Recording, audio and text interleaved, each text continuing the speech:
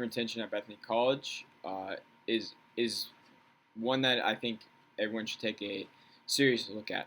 Um, Retention at Bethany College has not been great over the years, and I think that it's something that we definitely need to restructure in order to make the college more fiscally and financially safe in the long run. So, the importance of student retention. Student retention is vital for the sustainability and growth of higher education institutions. The challenge, like many colleges, Bethany College faces a critical issue of student attrition, which can negatively affect financial stability, reputation, and educational outcomes. If we're able to retain these students, not only does it improve the academic experiences, but it also strengthens the overall college community. And our goal is to keep kids here for 4 years, not just these 1 year come in as a freshman and they're gone by winter break. The more we can keep them here, the more financially it helps out the college, and honestly, the higher the rate of success for students is, both as a student academically and as a student socially. They want to be with the same people for 4 years. They want to see a bunch of different people every time they go into a class. Um, so my purpose for this retention is to introduce a comprehensive student retention program specifically designed for undergraduate students at Bethany College. Who we're focusing on. The program is focused on first-generation students. Why? Majority of Bethany College students are first-generation students, which creates a whole plethora of challenges. Whether it's lack of resources, financial strains, etc. They often face a lot of barriers, such as their family is not familiar with academic resources. They haven't handled these financial challenges before, and they might not have any family support. So our goal while doing this retention program is to provide necessary support to improve retention, focusing on these students who may be more at risk of leaving. So the key elements to our retention program. One, we want to enhance academic advising. Centralized academic advising center staffed with well-trained advisors to help students with academic planning and resource navigation. Personalized attention to foster academic success and reduce confusion and missteps. Two, we want a peer mentoring program. Okay, the peer mentoring program's goal is to pair incoming students with upperclassmen who can provide guidance, support, and a sense of belonging. Peer mentors act as a relatable role model and an emotional support, way more than any teacher or coach can give. Three, academic workshops. These workshops are time management, study skills, and stress management are tailored to first-year students. They help students develop essential academic skills and resilience for those that are going to be challenged their first year, whether it's not being able to study for a test, having to balance practice with classes, etc. There's a lot of new challenges these kids will face, and our goal is to help them along the way. And then four is an early alert system. It's an automated system that flags students at risk based on academic performance and attendance. It allows for early intervention before students fall too far behind. We have something like this sort of already in place at Bethany, but I think it could be way more effective and way more communicative with the staff. Right now, we get one early warning report per semester, and I don't believe that's enough, especially when you have a class where they may only have one test in the whole first half of the semester.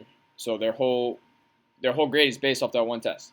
Doesn't mean they're struggling. It just means maybe they struggled that one test. So to implement a proper early alert system would really help us catch students that are struggling, catch students that aren't going to class, catch all types of different things, and help our students by giving them an extra set of eyes. So how will we roll this out? In phase one, basically we're establishing advising centers, recruiting peer mentors. In phase two, we're going to launch the peer mentoring program and initiate academic workshops. And in phase 3, we're going to implement the early alert system and begin program evaluations. We want to continue with gaining resources, staffing for those advisors and peer mentors. We want to gain funding for materials and workshop training, and technology to support that early alert system. Some of the key stakeholders in this are the academic affairs. Obviously, they provide the overall insight. The student affairs, which is their coordination of peer mentoring and workshops, and the IT department, which allows support for the early alert system. As you can see, this is kind of how the chart would break down. Academic affairs would obviously be over the student affairs and the IT, because the priority is the academic side of classes. It's not the IT or technically student affairs. While we want to make it more student-centric, obviously our end goal is to help those kids graduate, and the best way we can do that is by establishing a strong academic support system in the affairs department that oversees the entire program. That way there's some guidance as well as some sort of leadership role in it, rather than having the students try to manage themselves, which can turn ugly very quickly.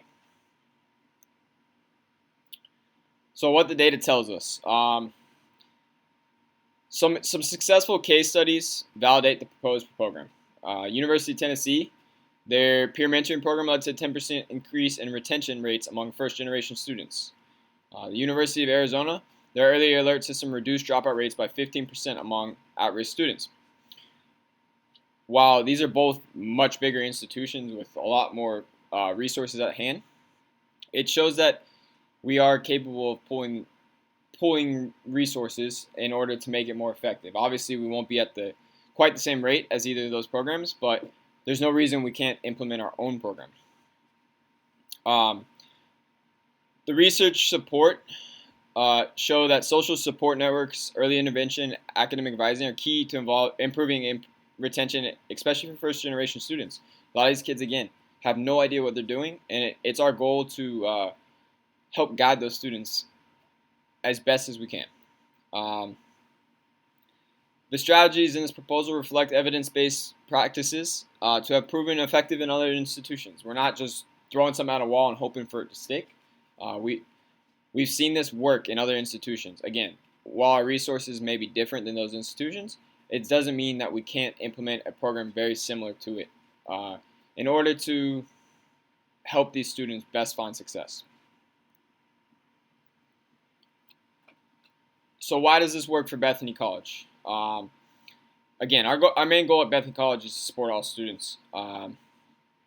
We want to make sure they're successful and have a great 4 years here, and at the end of the day, that they graduate.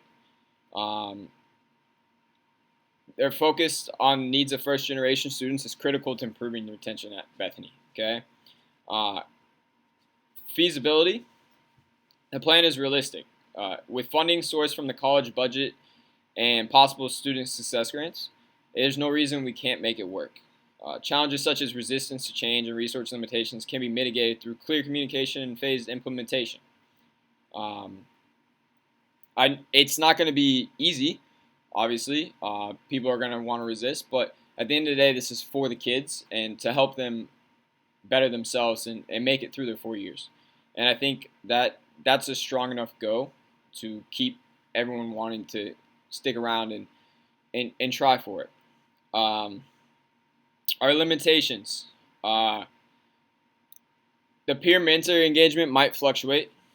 Addressing this through regular feedback and incentives is important.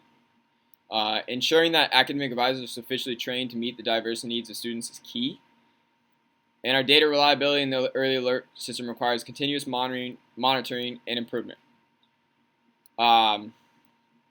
So here you can see on the program investment, the estimated first year cost. While it's a high cost, the long-term benefits outweigh the initial costs. All right. So as you can see, $75,000 is going to go towards staffing for advisors. That's the main cost. Uh, the more advisors we can have, the better they're set for students, rather than right now where teachers are advising in their free time and they just don't have enough time to do it all. And then we have $20,000 for the early alert system, which again is not going to be something that um, happens overnight. It's something that's got to be slowly put into place and made to work effectively. But it's something that's needed to help the students stay on track and keep them on task and all that. And then lastly, we have workshop materials and training. Obviously, while implementing something new, you will have to learn. And by installing these workshops, you help everybody get on the same page and same wavelength, and keep them moving forward in the same direction. The best way the college can explore funding options is student success grants and budget reallocation to cover initial costs. Again, while it may seem like a lot at first, over the long term, it's more beneficial to the students.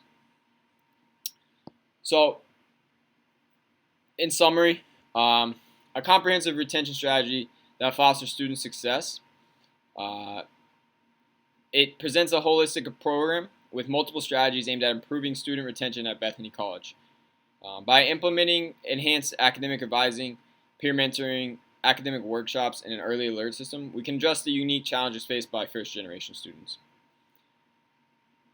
While it's going to be tough to get going, the long-term goals outweigh all the short-term costs. The expected outcome is pretty simple: a more supportive environment that leads to improved retention rates, student success, and overall institutional health.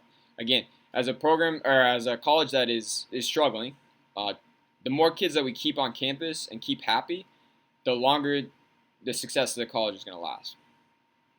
The more we neglect students and just look to bring in brand new students, the harder it's going to be to sustain the college over a long period of time. Our next steps are pretty simple.